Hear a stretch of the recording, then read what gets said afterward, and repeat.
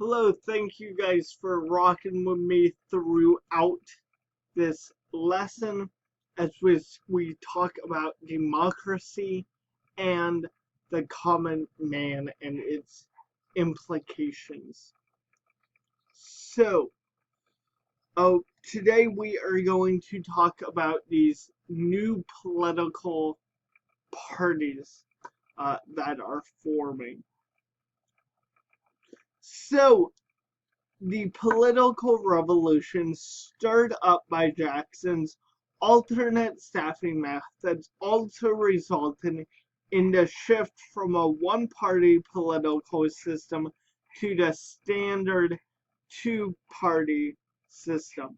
Although both Andrew Jackson and John Quincy Adams called themselves Republicans in the 1824 election, it was apparent that their political beliefs were not aligned. Between 1824 and 1828, the supporters of each candidate polarized into two political parties. The National Republicans, the National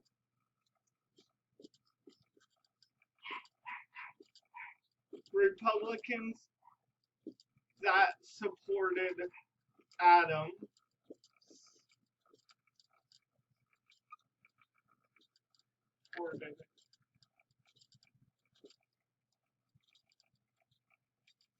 Adams,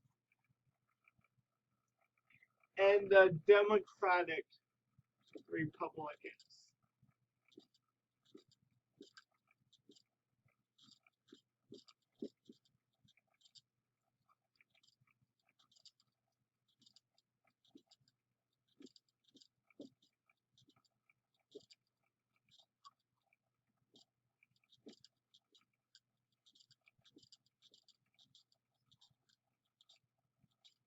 That supported Jackson.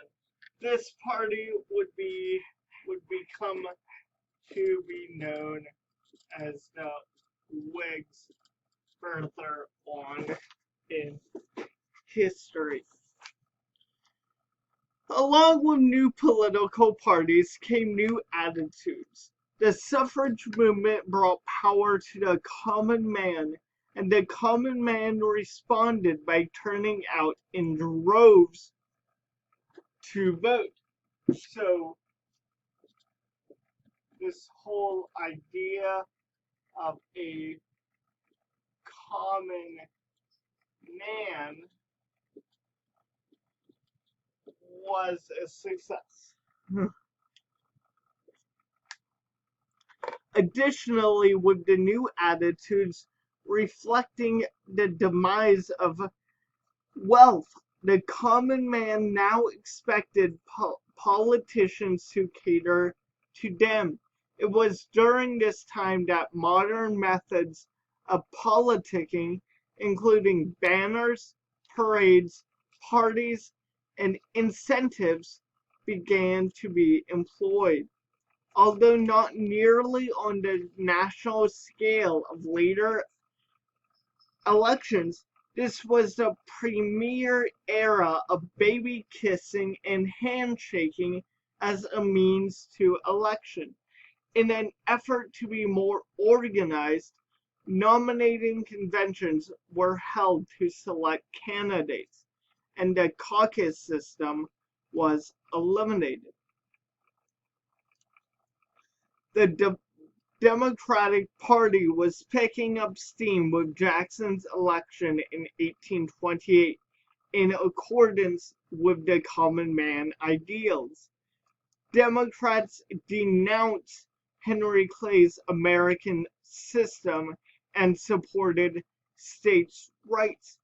Democrats also defended the spoils system as a necessary element of an efficient government.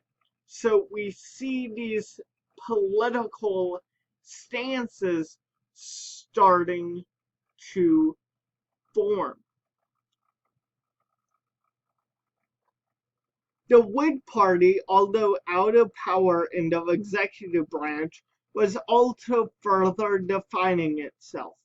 Its roots were firmly entrenched in Alexander Hamilton's federalist idea, national bank, and strong central government that would finance improvements within the United States. Northerners, industrialists, and merchants flocked to the Whig Party because it emphasizes protecting their industries through high tariffs. Both Northern and Southern opponents to Andrew Jackson was drawn to the Whig Party. The Whig Party, which served as the backbone for the modern Republican Party, toyed with moral reform early on. It believed that a strong federal government could and should use its power to resolve society's concerns. These social welfare efforts were and continued to be a strong barrier between political parties. So we see a shift in loyalties, a shift in platforms between the Whigs and the Republicans and the Democratic Republicans. Not to be it's confusing, but we see this, and I want to end it with think back to Washington's farewell address. He warned against splitting of the country along political sides.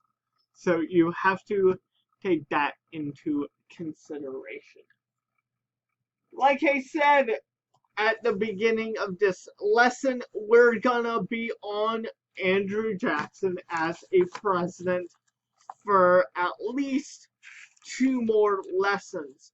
So in the next lesson, 3 more lessons. In the next lesson, we are going to talk about the nullification crisis. Tariffs messing with money.